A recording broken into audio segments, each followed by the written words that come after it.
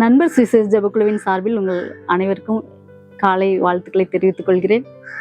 இந்த நாளில் கர்த்தர் நமக்கு தரும் மன்னா 1 நாளாகமம் 16ஆம் அதிகாரம் 34ஆம் வசனம். கர்த்தரை துதியுங்கள், அவர் நல்லவர், அவர் கிருபை என்றும் உள்ளது.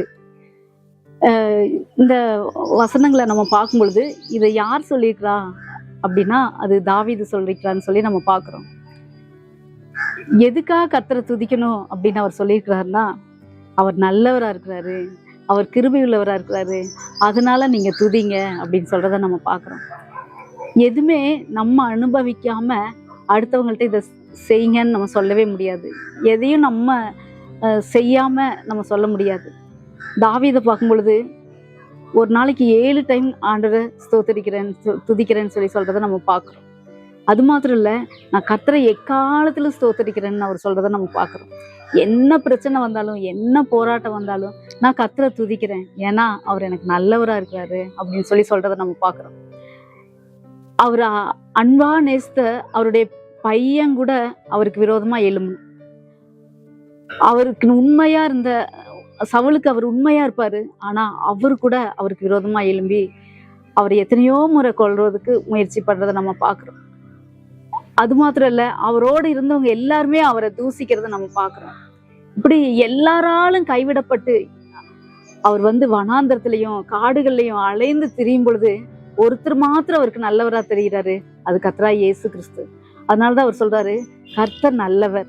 இந்த உலகத்துல நான் பெத்தெடுத்த என்னுடைய பையன் கூட எனக்கு விரோதமா எழும்பிட்டான், நான் நம்பினவங்க எல்லாம் எனக்கு துரோகம் பண்ணிட்டாங்க, ஆனா நான் வனாந்திரத்துல அலைந்து திரிகிற ஒரு பறவையை போல எல்லாராலும் மறக்கப்பட்டேன், உடைந்த பாத்திரத்தை போலான.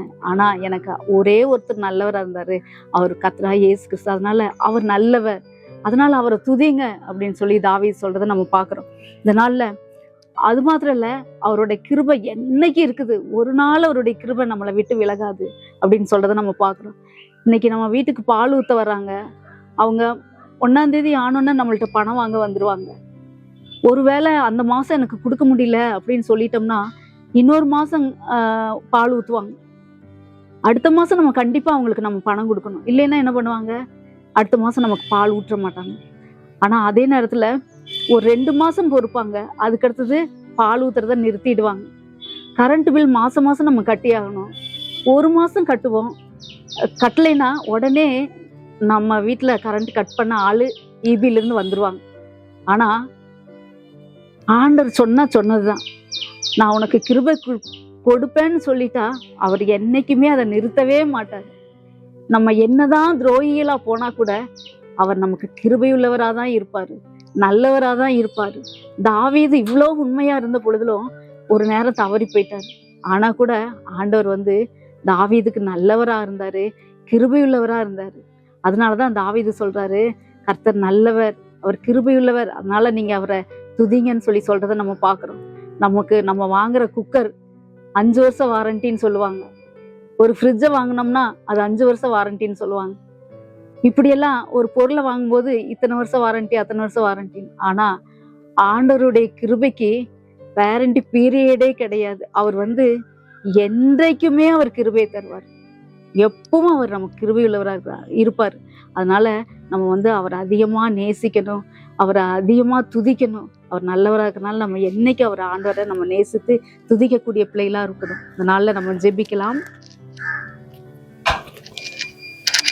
கிருபையுள்ள நல்ல தகப்பனே, நன்றியோடு ஸ்தோத்திரிக்கிற ராஜா, உம்மை துதிக்கிறோம். இந்த நாள்ல நாங்கள் தியானித்த இந்த வேத வசனத்துக்காக நாங்கள் ஸ்தோத்திரிக்கிறோம். கர்த்தர் நல்லவர், அவர் கிருபை என்றும் உள்ளது, அவரை துதியுங்கள்னு தாவீது சொன்னது போல ராஜா, ஆண்டவரே உங்களுடைய கிருபை எண்ணி இந்த காலை வேளையில் நாங்கள் துதிக்கிறோம் ராஜா. ஆண்டவரே ஸ்தோத்திர ராஜா, ஆண்டவரே நீங்க எத்தனை நல்லவங்களா இருந்தீங்களே ராஜா. தாவீது சொல்றாரே, கர்த்தர் நல்லவர் என்று ருசித்து பாருங்கள் என்று சொல்றாரே.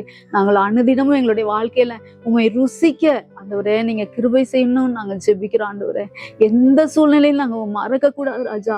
நீங்க எவ்வளவா எங்களை நிலைநிறுத்திருக்கிறீங்கப்பா. ஆண்டவரே இந்த கிருபை எண்ணி நாங்கள் எப்பொழுதும் எங்களுடைய வாயிலுமே துதிக்கிற பிள்ளைகளாய் காணப்பட, எப்பொழுதும் துதி ஸ்தோத்திரத்தோடு நாங்கள் இருக்க ஆண்டவர் எங்களுக்கு உதவி செய்தல வேணுமே நாங்கள் ஜெபிக்கிறோம் ராஜா.